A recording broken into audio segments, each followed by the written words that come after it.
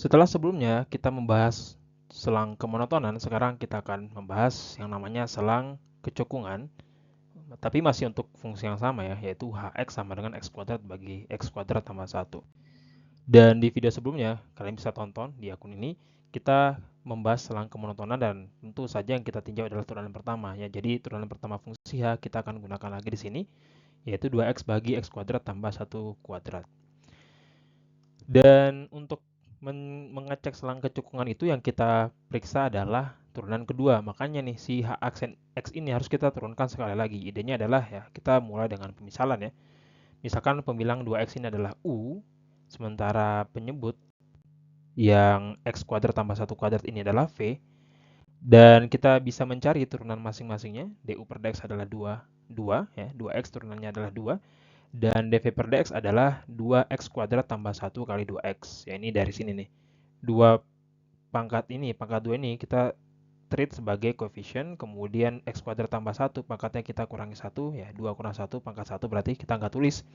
Kemudian kita kalikan dengan turunan yang di dalam kurung, yaitu x kuadrat tambah 1 kita turunkan menjadi 2x. Dapatlah 2 kali x kuadrat tambah 1 kali 2x.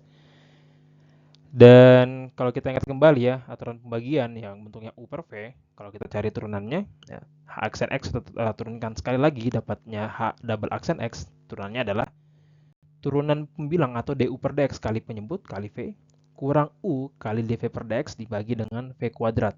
Ya. Jadi sekarang kita tinggal input-input saja nih. Du per dx itu adalah 2, kita simpan di sini. Oke, kemudian V ini adalah yang ini, x kuadrat tambah 1 kuadrat, kita tuliskan di sini. Kemudian ke suku berikutnya U, yaitu 2x, kita tuliskan di sini, kita kalikan dengan dv per dx ya. dv per dx adalah 2 kali x kuadrat tambah 1 kali 2x, kita tulis di sini. Dan penyebut x kuadrat tambah 1, kita kuadratkan lagi, jadi pangkatnya 4 ya. Oke, x kuadrat tambah 1 pangkat 2, pangkat 2-nya lagi adalah pangkat 4. Jadi ini hasil kita yang masih raw, kita perlu sederhanakan lagi bentuknya. Kita lihat nih, di sini ada di kedua suku itu ada x kuadrat tambah 1. Oke, di sini juga ada x kuadrat tambah 1. Kita kelompokkan, kita keluarkan x kuadrat tambah 1 ini, sehingga untuk suku pertama itu menjadi sisa 2 kali x kuadrat tambah 1 ya. Karena ini nih, x kuadrat tambah 1 udah kita keluarkan, makanya yang awalnya pangkat 2 tinggal pangkat 1 di sini. Tinggal 2 kali x kuadrat tambah 1 pangkat 1 gitu ya. Kemudian suku kedua pun demikian. Kita reduksi dulu nih. Si x kuadrat tambah 1 ini kita keluarkan, sehingga sisanya adalah 2x kali 2 kali 2x ya. Ini ditulisnya di sini. 2x kali 2 kali 2x. Penyebutnya tetap x kuadrat tambah 1 pangkat 4. Dan kalau kita sederhanakan, kita lihat nih bahwa di penyebut itu dan pembilang itu sukunya sama ya. X kuadrat tambah 1 di pembilang, di bawahnya penyebut x kuadrat tambah 1 pangkat 4. Makanya di sini kalau kita reduksi jadi x kuadrat tambah 1 pangkat 3. Sementara yang di atas pembilang kehilangan x kuadrat tambah 1, nggak ada. Makanya pembilang itu sisanya adalah 2x kuadrat tambah 2 tambah kurang 8x. Didapat dari sini nih. 2 kali x kuadrat, 2 kali 1 ya, 2 ya. Cari 2x kuadrat, kemudian kurang 8x kuadrat. Dan kalau kita lihat lagi, kita bisa kurangi nih, 2x kuadrat kurang 8x kuadrat menjadi minus 6x kuadrat. 2-nya tetap di sini. Jadi 2 kurang 6x kuadrat, dan kita bisa kelompokkan dengan mengeluarkan angka 2. Kalau kita keluarkan angka 2 di sini, maka kita bisa buat kelompok 1 kali 3x kuadrat ya. 1 itu dari 2 bagi 2, 6x kuadrat bagi 2 sama dengan 3x kuadrat. Oke, ini bentuk kita terakhir tadi. Dan belum selesai ya teman-teman, kita masih bisa membuat bentuk yang lebih sederhana lagi dengan mengingat kembali ada aturan yang seperti ini nih. A kuadrat kurang B kuadrat adalah A kurang B kali A tambah B. Oke, kita anggap saja A kuadratnya adalah 1 dan B kuadratnya adalah 3x kuadrat. Sehingga kita bisa dapat ini, A itu sama dengan 1 ya, B sama dengan akar 3x ya, dengan cara mengakarkan 3x kuadrat. Dapatnya akar 3x. Dan otomatis si 1 kurang 3x kuadrat ini bisa kita ubah menjadi bentuk yang ada dalam kurung ini ya. A kurang B kali A tambah B. A-nya itu 1, B-nya itu minus, B-nya itu akar 3x ya.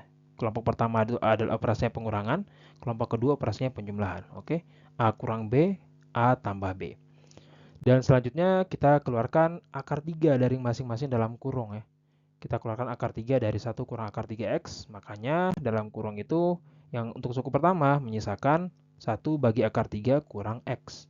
Coba aja, kalau kita masukin nih, masukin aja akar 3 kali 1 bagi akar 3, jawabannya 1 kan.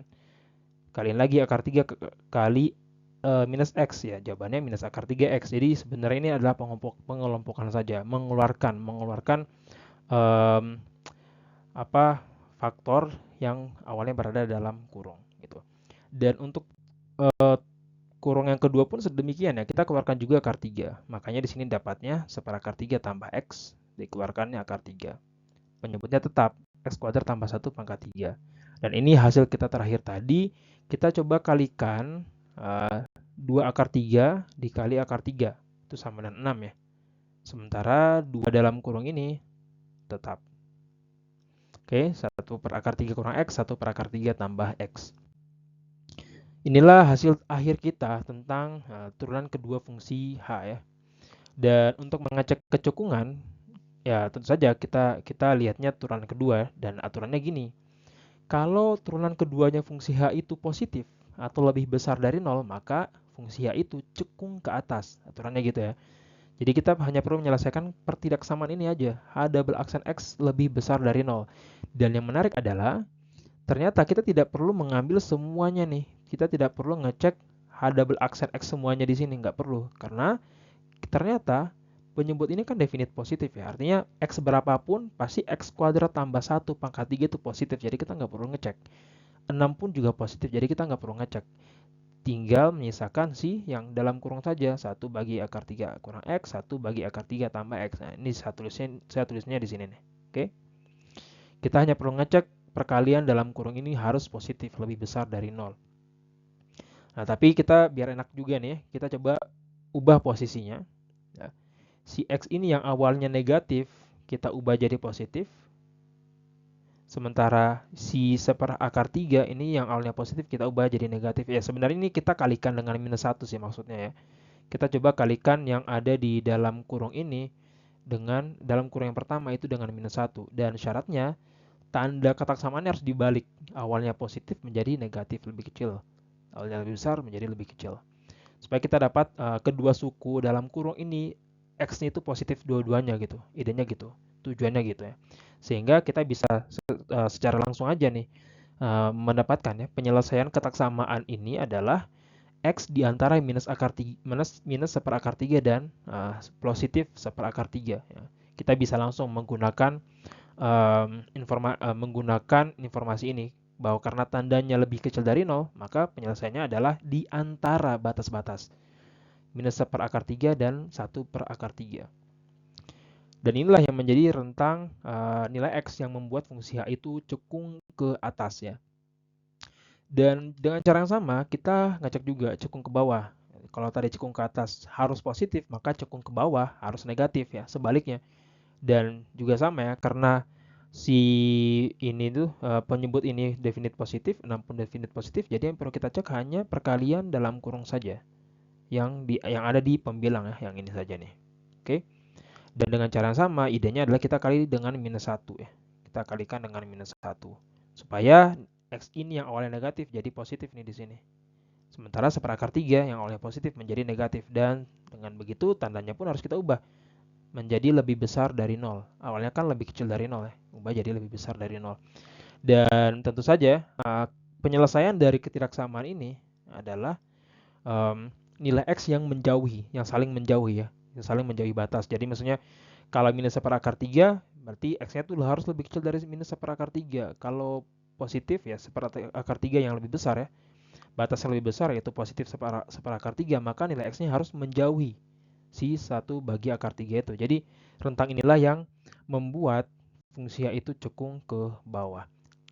Semoga kalian bisa memahami bentuk soal seperti ini dan bisa menyelesaikan sendiri ketika menemukan pertanyaan yang sama ya, tentang selang kecekungan. Tontonlah kembali agar kalian makin paham.